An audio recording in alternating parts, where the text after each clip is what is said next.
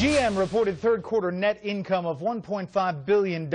On the news, the stock price rose nearly 10% to $25.50 a share.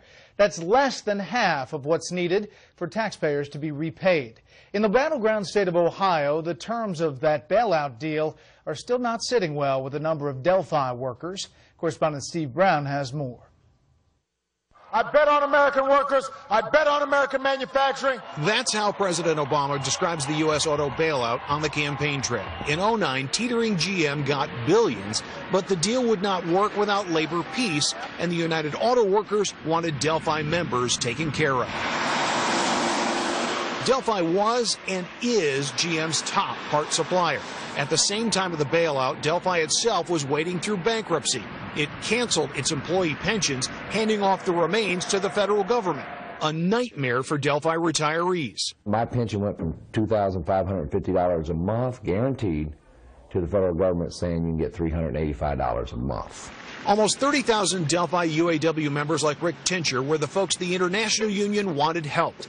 If GM fully restored the union's Delphi pensions, the UAW would go along with the bailout. GM agreed. When you first hear that the union pensions are being topped off, you would think that, yes, everybody would be treated fairly and equally, but that was not the case. Tom Rose and some 20,000 salaried Delphi retirees got no pension bailout. Many suspect they know why. The union had political connections, and we did not. That's it. That's it. Rose charges it was a simple political calculation, a Democratic president and his administration taking care of a Democratic ally, organized labor. I do believe in the value of this company. And Stephen Ratner says charges of political fixing in the bailout are wrong. Ratner headed the president's auto task force overseeing the GM and Chrysler bailouts. He tells Fox News, "We had lots of conversations about whether to require GM to top off all of the pensions. It was not easy to decide where to draw the line."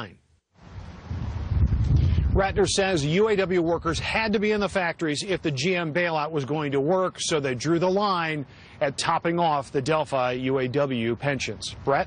Steve Brown live in Ohio.